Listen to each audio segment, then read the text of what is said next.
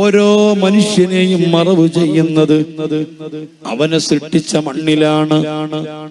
മദീനയിൽ തങ്ങൾ നടന്നു പോകുമ്പോ ഒരു ഖബർ കുഴിക്കുന്നത് കണ്ടു. ചോദിച്ചു, ആർക്കാണിത്?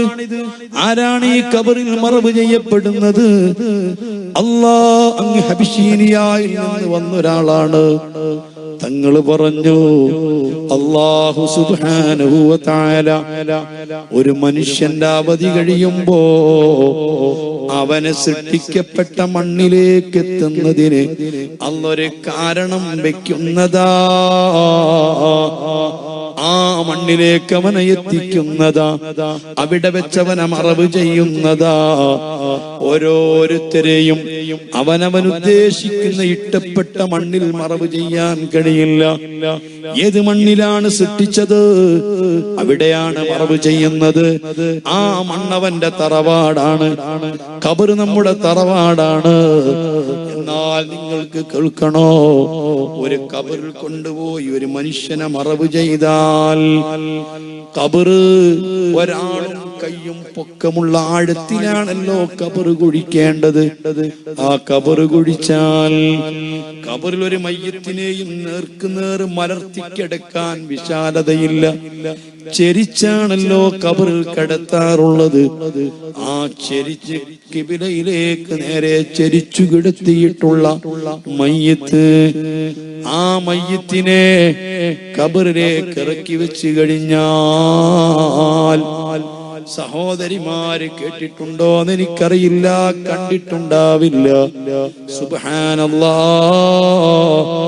ഒരാഴവും നീളവുമുള്ള നല്ല ആരോഗ്യവാനായ ഒരാൾ ഈ ഖബറിലേക്ക് ഇറങ്ങും. ഇറങ്ങിയിട്ട് ഈ മയ്യത്തിന്റെ തലക്കുമീതെയുള്ള കെട്ടൊന്നഴിക്കും. അഴിച്ചിട്ട് ഈ മയ്യത്തിന്റെ കവിളിന്റെ ഭാഗത്ത് പൊതിഞ്ഞിരിക്കുന്ന കഫം തുണി നീക്കും. സുബ്ഹാനല്ലാഹ്. അതിനുശേഷം ഒരു ഉരുള മണ്ണെടുത്തിട്ട് ആ മണ്ണ് തീർത്തും വെള്ളം കൂട്ടിക്കുഴച്ചിട്ട്, വെള്ളം കൂട്ടിക്കുഴച്ച് ശരിക്കൊന്ന് ഉരുട്ടിയിട്ട് അതിതായി കവിളിന്റെ താഴ്ഭാഗത്ത് വെക്കും. വെച്ചിട്ട് ഈ മയ്യത്തിന്റെ കവിള് ആ മണ്ണിലേക്കൊന്ന് അമർത്തി വെക്കും. പെണ്ണെ, ചിന്തിച്ചിട്ടുണ്ടോ എന്തെല്ലാം സൗന്ദര്യവർദ്ധക വസ്തുക്കളെ കൊണ്ട് മിനുക്കിയിട്ടുള്ള, സൗന്ദര്യപ്പെടുത്തിയിട്ടുള്ള നിന്റെ മുഖങ്ങളോ, നിന്റെ കവിളുകളോ, എത്രയാ പുരികം പിക്ക് ചെയ്തത്, എത്രയാ ഭംഗി കൂട്ടിയത്, എന്തൊക്കെയാ ഭംഗിക്ക് വേണ്ടി നീ പുരട്ടിയത്, ഏതെല്ലാം ബ്യൂട്ടീഷ്യനിലാ നീ പോയിരുന്നത്. ചെറുപ്പക്കാരാ, മുസ്ലിം ചെറുപ്പക്കാരവന്റെ താടി കൊണ്ട് എന്തെല്ലാമോ കാണിച്ചിരുന്നു. എത്രയെത്ര ഫാഷൻ മോഡലുകളാ താൻ താടി വെച്ചിരുന്നത്, താടി വടിച്ചിരുന്നത്. എത്രയെത്ര ആളുകളാ താടിക്കും തലപ്പുന്ന മുടിക്കുമൊക്കെ കളറ് കൊടുത്തിരുന്നത്, കറുപ്പിച്ചിരുന്നത്. മക്കളെ, ചെയ്യരുത്. കറുത്ത ചായം കൊടുക്കരുത്. മുടിക്കും താടിക്കും കറുത്ത ചായം കൊടുത്ത ആളുകള് അവര് മരിച്ചാൽ മറ്റു മുഅ്മിനീങ്ങള് മയ്യിത്ത് നിസ്കരിക്കരുത്. നിസ്കാരം സഹീഹാകുന്നതല്ല. ശരീരത്തിലും രോമത്തിലും തൊലിയിലും വെള്ളം ചേരാത്ത കെമിക്കലുകളെ കൊണ്ട് നാം താടിയും മുടിയും ഒക്കെ ചായം കൊടുത്ത് കറുപ്പിക്കുകയോ ചുവപ്പിക്കുകയോ ചെയ്താൽ വുളൂ സഹീഹാവില്ല, കുളി സഹീഹാവില്ല. ഭയങ്കര അപകടമാ.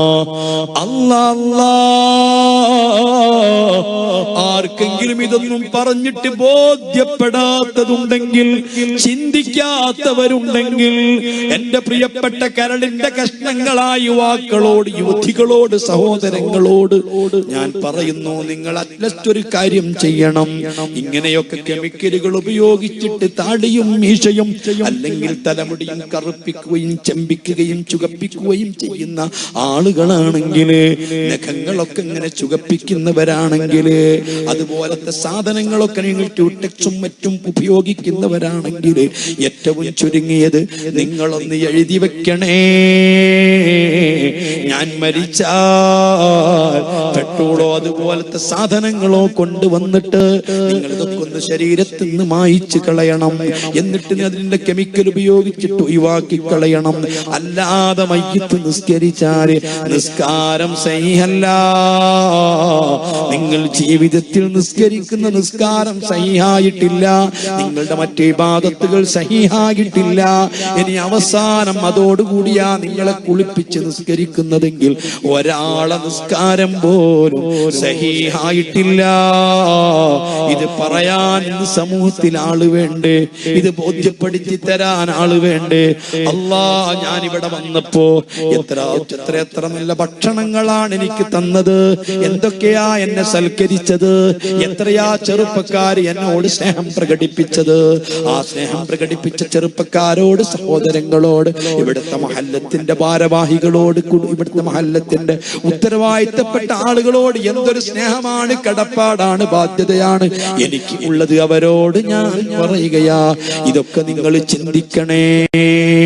നിങ്ങളെ മയ്യിത്ത് നിസ്കാരം നിസ്കരിക്കുന്നത് അത് സഹീഹാവണേ. നിങ്ങൾ ചെയ്യുന്ന ഇബാദത്തുകളൊക്കെ സഹീഹാവണേ. നിങ്ങൾ അല്ലാഹുവിന്റെ അടുത്ത് രക്ഷപ്പെടണേ, നിങ്ങൾക്ക് ഖബറിൽ രക്ഷ കിട്ടണമേ എന്ന് അതിയായിട്ട് ആഗ്രഹിക്കുന്നു. അതിനാവശ്യമായ നിങ്ങൾക്ക്